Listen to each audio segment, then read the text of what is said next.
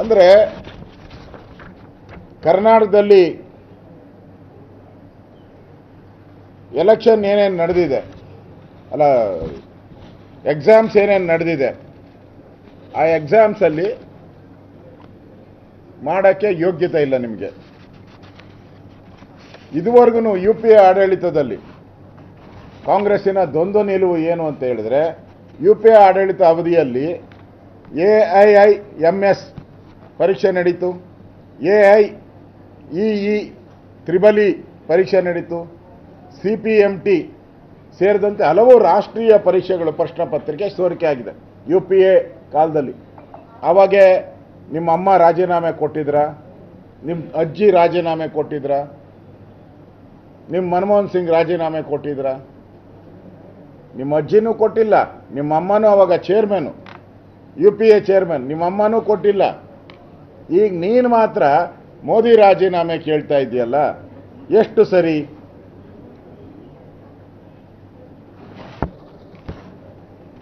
ಪ್ರಧಾನಿ ನರೇಂದ್ರ ಮೋದಿ ಬಗ್ಗೆ ಮಾತಾಡೋ ಅಂತ ನೀವು ನಿಮ್ಮ ಆಡಳಿತ ಇದ್ದಾಗ ಯಾವ ಮಾನದಂಡವನ್ನು ಮಾಡಿದ್ದೀರಾ? ನೀವು ಜನಕ್ಕೆ ಉತ್ತರ ಕೊಡಿ. ನೀವು ಕರ್ನಾಟಕದಲ್ಲೂ ಕೂಡ ವಿದ್ಯಾರ್ಥಿಗಳ ಬಗ್ಗೆ ಬಹಳ ಮಾತಾಡ್ತಾರೆ, ವಿದ್ಯಾರ್ಥಿಗಳೇ ದೇಶದ ಭವಿಷ್ಯ ಅಂತೇಳಿ.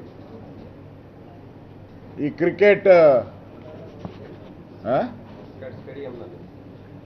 ಅಮಾಯಕ 11 ಜನ ಬಲಿಯಾದ್ರಲ್ಲ ಯುವಕರು, ಎಲ್ಲೋಯ್ತು ತನಿಖೆ? ಮುಚ್ಚಾಕ್ಬಿಟ್ರಿ, ತನಿಖೆನೇ ಮುಚ್ಚಾಕ್ಬಿಟ್ರಿ. ಈಗ ಸತ್ತಿರೋರ ಬಗ್ಗೆ ಮಾತಾಡ್ತೀರಾ. ಯಾರು?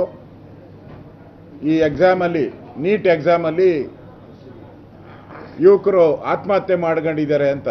ಆತ್ಮಹತ್ಯೆ ಮಾಡ್ಕೊಂಡಿದ್ದಾರೆ, ಅದು ನೋವಿನ ಸಂಗತಿ, ಆಗಬಾರ್ದಾಗಿತ್ತು. ನೀವೇ ಕೊಂದಾಕಿದ್ರಲ್ಲ ಇಲ್ಲಿ ವಿಧಾನಸೌಧದ ಮುಂದೆ, ಆ ಗ್ರ್ಯಾಂಡ್ ಸ್ಟೆಪ್ ಮುಂದೆನೇ ಕೊಂದಾಕ್ಬಿಟ್ರಲ್ಲ ನೀವು. ನಿಮ್ಗೆ ಯಾವ ನೈತಿಕತೆ ಇದೆ? IPL ಮ್ಯಾಚಲ್ಲಿ ನೀವೇ ಕೊಂದಾಕ್ತಾರ 11 ಜನ. ಪರಿಹಾರ? ಈಗ ಮೋದಿಯವರು CBI ತನಿಖೆ ಕೊಟ್ಟಿದ್ದಾರೆ, ಅವ್ರನ್ನ ಅರೆಸ್ಟ್ ಮಾಡಿದ್ದಾರೆ, ಜೈಲಿಗೆ ಕಳಿಸಿದ್ದಾರೆ.